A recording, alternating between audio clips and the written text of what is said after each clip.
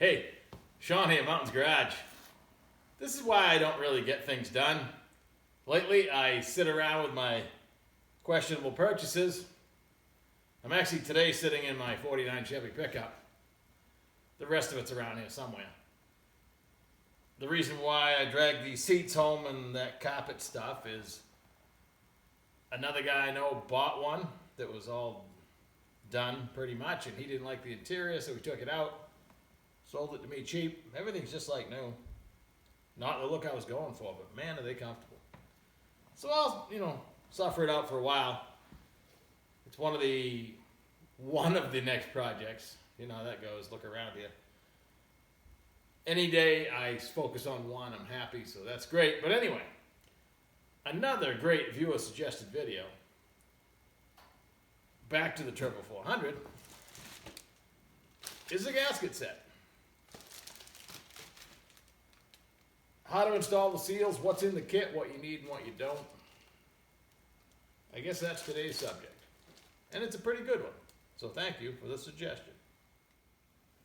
I apologize if there's a glare, but this is the gasket and seal kit that I buy in bulk. I buy them by the 10 pack because I go through quite a bit.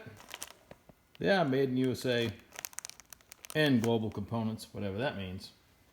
Now this is known as the gasket and seal kit, also known as a paper and rubber kit, because while it has pretty much everything you need, it does not come with the front pump seal and the output shaft seal. It does come with the metal clad linkage seal. It's hidden in there. We'll dig it out. I buy seals in bulk because it's easier that way. Like the pump seal fits 250, 350, and Turbo 400. Rear seal is TH400 specific. Also fits Borg Warner Super T10 4-speed, Jericho 4-speed. Anything with a Turbo 400 yoke typically would have that. Gear vendors, overdrive probably.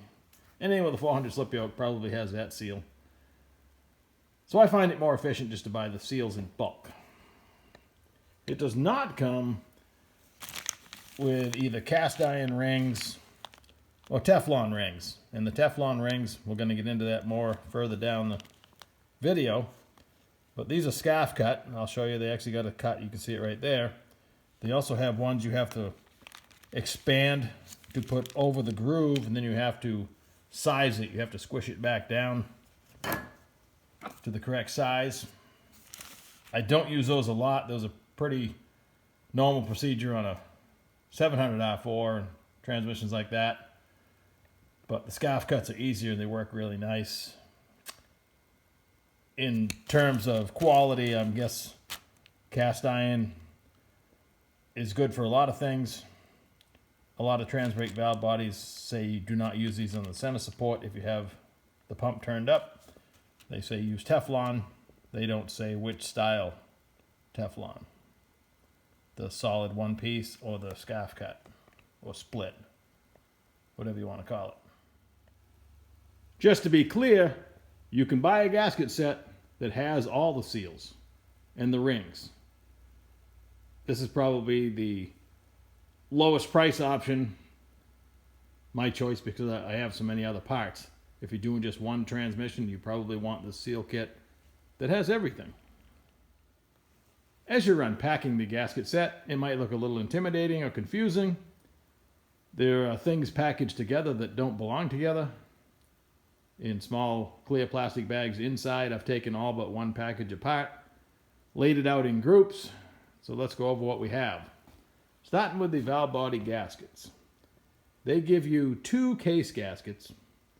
The one with the yellow stripe is going to fit almost everything. It's called the early gasket. Up until 1987, when they added the 7th check ball, that's when you use the other case gasket. It's marked C, right on the corner. The only difference between the two is that kidney-shaped hole at the end of my finger. Other than that, they're identical. Most trans brake valve bodies have their own specific gasket if they use one, or they don't use a gasket at all. Therefore, I have piles and piles of these. I hope they become valuable someday. I can use them like money. The valve body gasket, known as the lower gasket, says VB right in the corner, and they only give you one. It may be slightly different than the one you took off your valve body, but they assure you that it's the same and it works. Never had a problem to date. I've mentioned before that I love the cork. It's called the cork gasket, but it's actually cork and rubber. It's very resilient, very much leak-free. I use this 90% of the time. A lot of the cheap filter kits will come with a thin black. Some are rubber, which aren't so bad. Some are kind of a paper. Those are not my first choice, but they will work. And from there, they do make reusable ones like that blue Moroso that I used the other day. There's also a black one that has the rings, like a 4L80E reusable gasket. That is one nice thing about the modern GM transmissions, is a reusable pan gasket.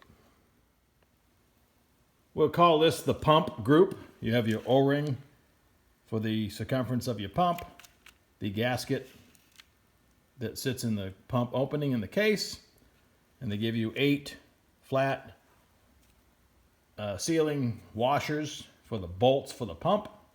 They also give you 8 buried in the O-ring kit. 8 O-rings if you have the style pump bolts that takes an O-ring. They give you those as well. On installation, I lube the O-ring and the bore of the case where the pump is going to go in. The pump gasket stays dry. The washers stay dry. I would lubricate the O-rings if I had the O-ring style bolts so they don't twist when you tighten them. We'll call this the case group, starting with the top hat style seal for the dipstick tube. They also give you the old style O-ring for the dipstick tube. Tail housing gasket, you can see by the shape, it only fits one direction. I install that dry. Governor cover gasket is actually a nice thick gasket. I like that, good quality. The linkage seal, I use a 1/2-inch socket to drive that back in the case after I've carefully removed it and washed it and taken some Scotch-Brite to the shaft itself. It's not a place you want to leak. It's very annoying to have to fix it in the car. This is your speedometer seal, inner and outer. Change them both. If you have a groove in the driven gear where this seal rides, probably time for a gear. It's going to leak. Another very annoying leak. There's also a metal spring loaded ring that holds this in. Like I say, I launched one a few weeks ago here in the shop. I haven't found it yet. Unfortunately, I had another. Keep your thumb over the whole time you're working on it with your pocket screwdriver, and you probably won't lose it. They're nice enough to give you 2 O-rings that fit the filter tube up into the case. Technically, one is probably made for the modulator, but I use them both in the case, and usually either the modulator comes with a new O-ring or the case plug. If you have an internal solenoid trans brake, the plug comes with an O-ring. So I put both of those on the filter tube. And this large one here is for the electrical pass-through in the case, formerly the kick down. And if you have the internal solenoid valve body, that seals the plastic electronic pass-through in the case. From the factory, the filter tube into the case only had 1 O-ring. It's been a popular upgrade for years. It certainly doesn't do any harm. Like all old school technology, nowadays we question everything. In this case, I don't see the harm, but I do see the good. These 2 items are for your rear servo that applies the rear band. This is a nice metal clad seal with a raised portion. It can only be installed one direction on the case. Don't over tighten the bolts. All you need is a speed handle. The servo itself has this square cut O-ring. Change that every time. If you're modifying the transmission, there's an accumulator in there. You're probably going to take the seals off it. But they would come in the better gasket set with the rings and seals. They do not come in this less expensive gasket set. Not a problem for me because I am leaving them off the majority of the time. Accumulators help to cushion the shift. Not something I'm interested in. I will show it in a future video, but if you install the servo without this O-ring on assembly, you've already have the rear band and the lower unit installed. As you push the servo into the case, when the groove for this O-ring breaks the bore of the case, you should see the center apply pin start to lift up. That means it's the correct length. It should just be down below the bore in the case, and it should start hitting the band and applying it. You don't want too much travel. So I'll show that in real life, but having this off in my hand reminded me that I haven't really covered that detail yet. Now we have the lip seals for the drums. On the left is the forward and direct lip seals. Again, 90% of the time I'm leaving the seal that goes on the drum itself out. I'm dual feeding both of them. That leaves 2 inners and 2 outers. When you first unpackage them, you ask yourself which one fits the center support and which one fits the drums. There are tiny little numbers on them, and these two would have the same number, and this is the intermediate apply lip seals that goes in the center support. The lip seal for the intermediate apply piston, the outer, is physically smaller. So if you just lay it up on there, it's not the same. So instantly, just by eye, you can tell that's the odd duck. These two are the same. So forward and direct take the same inner and outer seal. This is the inner seal for the intermediate apply piston. It has a lip. I'll get over to the pile of stuff we don't use, but it could be confused with this, but clearly that doesn't have a lip. So no worries. That has a 90-degree lip, or almost 90 degrees. So that is probably, I know for me, over the years, I never simplified it enough to say, hey, let's just lay them all out and look at them. I'd be digging through, trying to match them up, you know, because I was all nervous. Just calm down, spread it out. It'll all make sense. And we'll call this the Misfit group. This is the stuff you will seldom, if ever, use. This is actually on the output shaft if you have a fixed yoke. So technically, if you're building a truck transmission, 2-wheel drive, you're going to use that. This particular seal I just showed you, I just compared it to the inner seal for the intermediate apply piston. I find this stuffed in many different places inside the Turbo 400. In stock form, I've never really found it. It comes in the kit. If you know what it's really for, enlighten me. I've been throwing it away for years. It doesn't have a place in any of the transmissions I'm building. This gasket is for your first couple years, 65, 6, probably 67 Turbo 400. This goes under the kickdown solenoid on the valve body. After that, they have a built-in round gasket, and you don't need this. So unless you got a 65, 6, or 7 transmission, you're not going to use this. It may go a few years beyond that, I'm not sure, but if you flip your solenoid over and it has an O-ring on it, don't install that as well. And these 3 O-rings, again, they're somewhat of a mystery.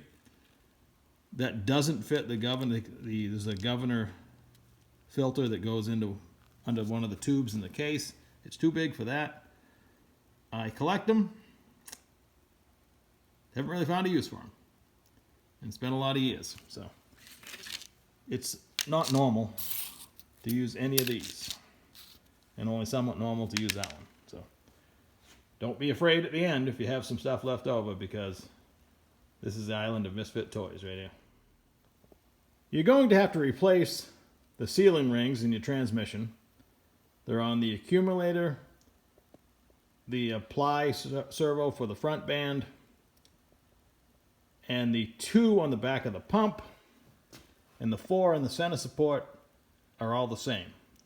So those 6 seals are identical. You can mix and match as you will. I typically leave the second one back on the center support because I'm dual feeding the direct drum. So I'll have an extra. So every time I build a transmission, I pick up one more seal. In some of my videos, you see I use different colors. That's why, because I'll have one left over every time. This is an excellent example of the scarf cut.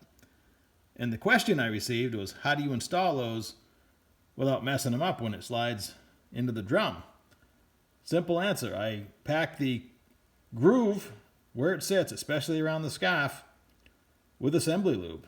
And then I push the scarf right into it, and then I pack all the way around. I mean, I'm really liberal, as you've seen, with the assembly lube or petroleum jelly. And I do the upper and lower, and I do all the ones in the center support. And it actually holds them inside, so there's no issue assembling them. The metal sealing rings latch together. Pretty ingenious. They push together and latch. Good way to test these, new or used, is to close them up, latch them together, and put them in the bore where they're going to seal, and make sure they fit nice. Make sure they haven't created grooves in the bore, which is common. If you have grooves from these, you're probably going to not be successful with the Teflon. Or even these. If you have grooves where these have worn, it's time for a new drum. A package of Teflon scarf cut sealing rings is $10 to $20. You can buy just the 6 you need for the pump and the center support and not have the ones for the accumulators and servo. That's typically what I do. I don't have the solid Teflon ring for a Turbo 400 to show you. These are actually my 4L80 tools. And this tool allows you to stretch the seal that's solid over the shaft and get it into its groove. And then there's 2 sizes here. You lube this up, you slide it over the ring, and you let it sit, and it sizes it back so it's over the shaft and now back to the correct size. They're a little bit trickier. Probably better, but the jury's still out on that. On a Turbo 400, like if I had solid rings to put on this, I would carefully stretch them over there, and then I would take like a 2-liter soda bottle, cut it up in a couple of hose clamps, and clamp it around there and let it sit and squish them back into place. They're moldable, if you will, and it's not that big a deal to make them fit if that's the style you want to run. And no video of mine would be complete without reminding you that you should pack this cavity when pounding on a seal that has a spring that holds tension on the area that it seals. The red on the outside does an excellent job of sealing. I seldom, if ever, use RTV on anything transmission related. Use your own judgment. A lot of pump seals like this one don't have a spring, but I still pack them out of habit. That way on dry start, I also take my finger and rub some on the pump bushing. So while it's initially running and waiting for lubrication, it already has something to keep it spinning. Well, I'm back in my 49, rolling down the road, just stuffing the cogs to the old 5-speed. Dreaming about future videos. One of them will be manual transmissions. But today's video, I hope you got something out of it. I know I did. It's as interesting for me as to break it down and talk about it, and makes me think about things different. Because in a normal day, if I was busy, I'd just be blowing through it, and when I have to stop and think about it and explain it, I learn as much as you do. Like, share, subscribe. Thanks for watching. I'll talk to you soon.